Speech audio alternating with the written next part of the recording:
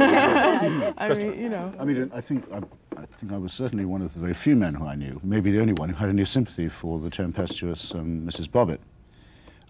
Because if you recall the first statement that she made, basically a poor woman, fairly uneducated, an immigrant to this country, not very powerful, not very well plugged in, not very well connected, very unhappy and lonely. First statement she makes to the police about the organ which she'd separated from Mr. Bobbitt was that while it was attached to him, it had been pretty much no good to her. That, as she put it, he always finishes first and never cares about me. In other words, it wasn't that she felt threatened or menaced by this said organ, or cudgeled or brutalized by it, but sort of let down by it, disappointed by it. I thought more men should have paid more attention to that. But you're not exonerating her. The way that, no, I mean, obviously she was in every sense a pathetic and probably quite a nasty woman, it seems to me, but as much to be pitied as anything else. The only way that you can't get any sense out of this discussion is if you assume that that she was wrong to say that. In other words, that women are asexual, which is the assumption made, it seems to me, in a lot of the date rape literature and a lot of the Catherine MacKinnon and Andrea Dworkin type commentary, that women are basically not sexed, and that... They don't say that. No, this is where the reason why a lot of men are being sort of driven to the right, so to speak, the sexual right, is because they sort of know that's not true. Is the sexual right... I mean, where is the sexual right? I mean, is it... Men hating women and thinking that they all plan to cut their things off. Or the attacks on feminism and all of that, is that where men are driven to the right? And the fear and the boring endless sort of Rush Limbaugh type joking about it that's catching on, is that men sort of know that that's not true and that it's hypocritical. And they know that women would, or they ought to know, I would like to argue anyway, that women would be the losers if the chaperone came back on campus and for teenagers. That's something that is a sexual assault epidemic, and how do we acknowledge that, fight it, and claim that women are sexual agents, sexually curious, can be sexually objectifying, that we are not saints, nor should we have to be. Look, just before we leave this Antioch thing, because I was as surprised as you were too, to read on the front of the New York Times the words, "May I put my finger in?" I never expected to read that on the front of the good old grey Times. And I noticed that it followed instantly. I think it was stage 4 after "May I remove your bustier?" No doubt they call it in Antioch. I don't know what it is. Anyhow, I thought to myself, there are at least 3 things wrong with this. One is, from the male point of view, it's insulting because you have to do all the work on this assumption. From the female point of view, I think it's insulting because it means the men also have to do all the talking. And third, and let's see if we can say this on the air or not, it seemed to me that it had, and not accidentally, it had abolished the clitoris.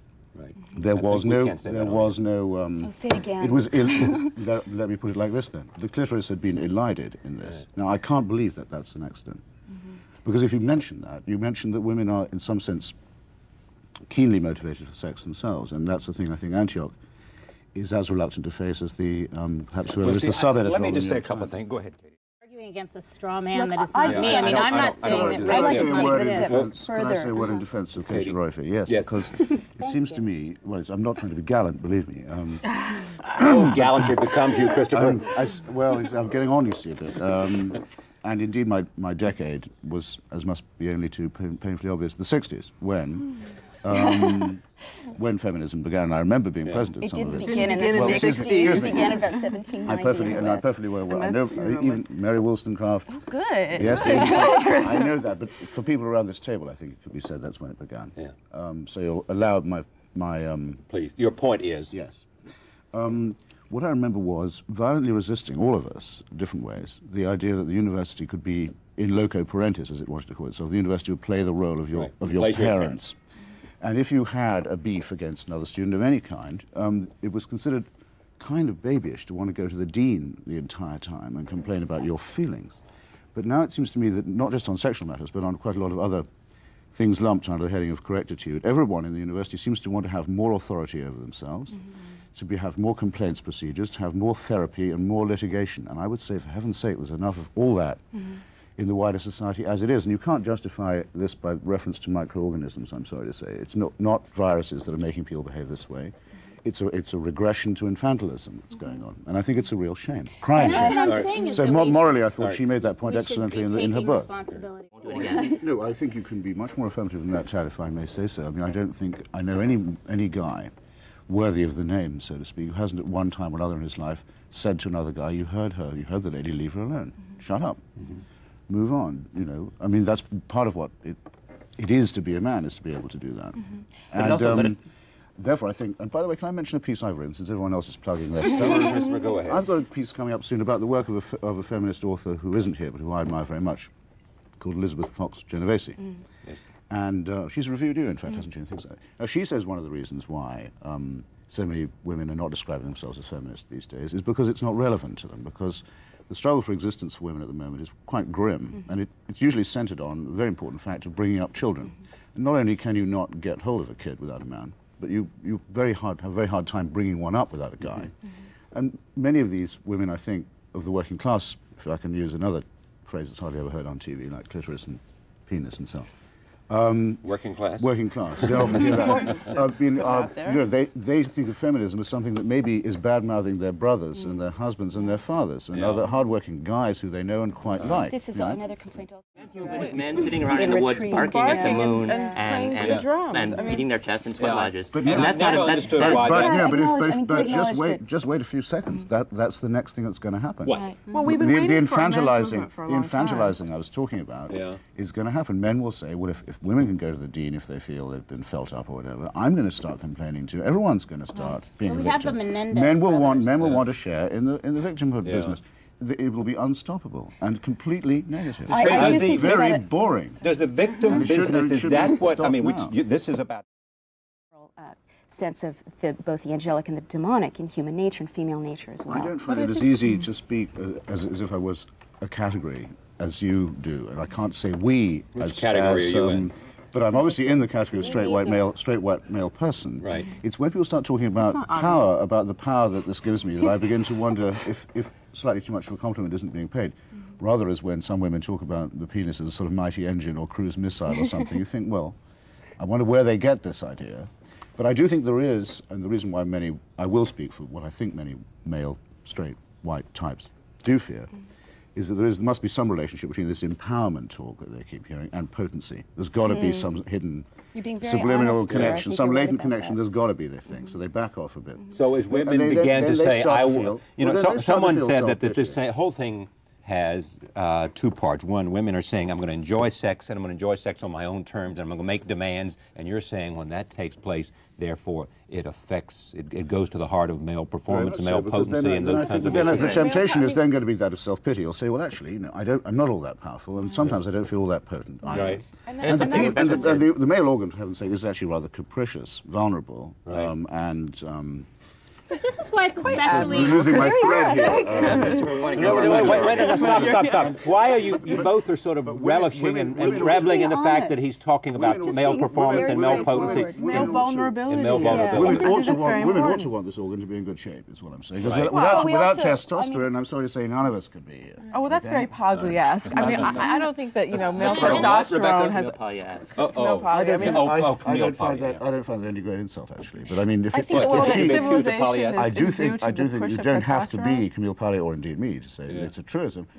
I'm making an animal rights point, basically. I mean, we are an animal species. Right. We are programmed to reproduce. Men particularly are programmed to inseminate. They can't, so to speak, help it. That's just as well, really, because without testosterone and erections and other things of the sort, none of us would be here. Now, I think that, rather as you pulled me up by saying there was feminism before the 60s, I'm quite ready to acknowledge, I think that point was understood before Camille Paglia. Well, but Wouldn't you agree to that? An assault on their maleness and manhood. And that's where we need to go. And if that's true, then we ought not have this conflict that you talk about. There's rage that's setting in. There will be conflict, but it need not be a war. In other words, nature is dialectical, right? And if you marry a man and a woman, you don't get a synthesis of male and femaleness. You get either a boy or a girl. Right. I think you were going to say something about power and balance. Well, I'll come right back to it. Let me go first. Sorry if I... No, but finish the point. I'll come right back to it back and then... I'm happy to yield, but I was merely going to say that what I was said about Elizabeth Fox Genovese's point about all the men that there have to be in a woman's life, apart from sexually, and the number of masculine roles that men can play for women, holds true conversely. I mean, men have platonic girlfriends who they like, they have mothers, they have sisters, daughters even, things like that. Their relationship with women is always going to be extremely complicated, but you can't reduce it to a conflict of interest. See, I think objectification is an absolutely stupid word, and I'm fed up with it. I think it's being overused like empowerment. When I look at that picture, if you want to hold it up again, yeah, no, I don't regard Miss Crawford. What I see there is not just a sexual object, though undoubtedly she is an object. Everyone else is an object to everyone else. Yeah. But I also see a subject. I mean, she's a great subject. Sex is a great subject. Right.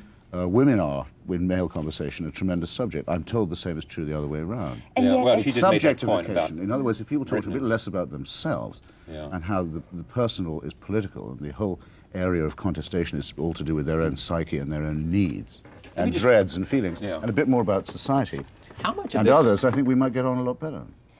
Such a hard conflict to do for most of us. It depends on how much trust. My God, I sound old-fashioned. I mean, and crusty too. But just like there used to be an argument, among feminists, but can it be true that the story of O was written by a woman? You must have all had this argument at some point and read it. And so I think it's very clear it was written by a woman. But I think it was written by a woman with men in mind. Some women will admit, we might even ask you, since we're letting it all hang out, to having rape fantasies that aren't completely pleasureless. But that's up to them. It doesn't mean that... Getting into murky waters I know we are. It doesn't mean, but they're entitled to do that. It may be pleasurable sometimes to imagine being ravished. Well, no, but it's also true that doesn't mean that anyone has the right to jump out while you're trying to get the groceries home and manhandle you. But do know that part of the reason women have those fantasies is that Hollywood puts a glamorized sexy rape in 1 movie out of 8, so little girls grow up not seeing images of female desire. I've met women who don't much go to the movies. Yeah, you think it's just natural? I don't know, but I have been told by women who trust me, in other words. Yeah. Okay? Yes. That they do have such. Yeah, but these are not organic. And I think it would be insulting for me to say, oh, I see, you have those fantasies, you've been watching too many movies. That would be an incredible thing. That would be a very poor reward for a woman revealing her intimate thoughts to you, wouldn't it? I think what's more interesting is... Accuse her of being a cretin. I just think it's obvious. Absolutely. Yeah. I'm not a fan of either Clinton, but since we're on the subject, You're not good a fan of either Clinton. Either Clinton, Eastwood, or no, Hillary or Bill. Okay. But there is an attractive story about how they met, which is told by her. They're in the library, law library, I believe, and she gets up and walks over to this guy, Bill, as it happens, and says, "If you're going to keep looking at me like that, it's time you knew my name." Go, Hillary. Go, girl!